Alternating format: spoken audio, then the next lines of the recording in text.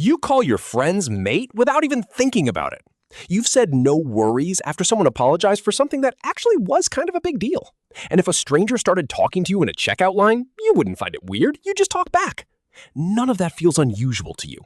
But psychologists who study culture would tell you something surprising. That's not just personality. That's a specific psychological blueprint, and it was built into you by the country you grew up in. Most people think culture just gives you an accent and a few weird slang words, but researchers who study cross-cultural psychology have found something much deeper. The country you're raised in quietly shapes how your brain handles status, conflict, emotion, and even how close you let people get. Australia, specifically, produces a very distinct psychological pattern, and once you see it, you'll notice it in literally every Australian you know. Today, we're breaking down 5 signs this is you.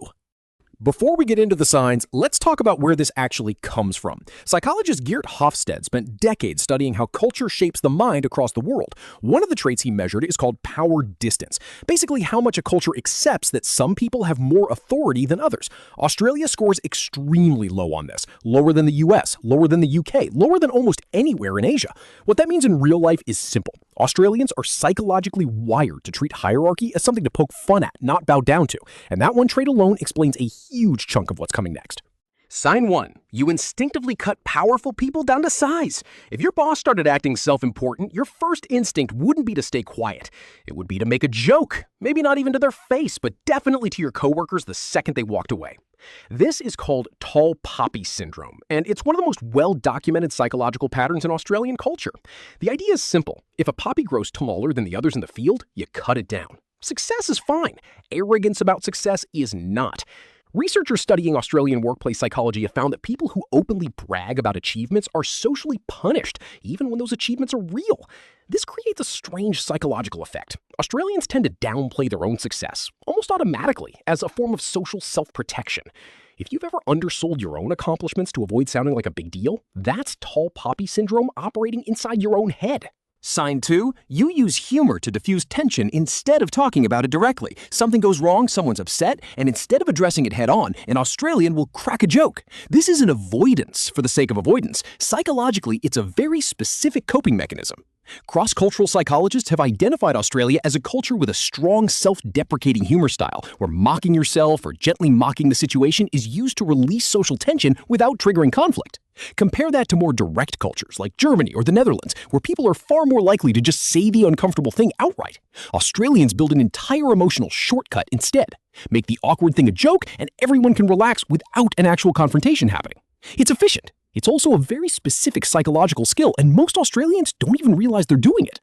Sign 3. You treat everyone the same, regardless of their job title. This connects straight back to that low power distance score.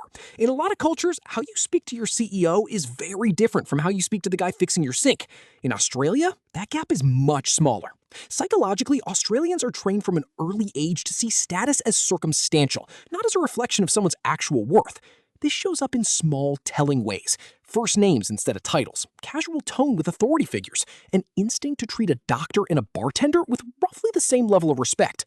Researchers who study egalitarian cultures point out that this isn't just politeness. It reflects a genuinely different mental model of what status even means. If hierarchy has never felt like something you needed to perform, that's not just how you were raised. That's the psychological architecture of the culture underneath you. Now here's the twist. Not everything about this psychology is comfortable. That same tall poppy instinct that keeps people humble also creates something researchers call achievement anxiety. A study on Australian workplace culture found that many high-achieving Australians deliberately hide their ambition, not because they don't want success, but because they're afraid of how people will react if they get it.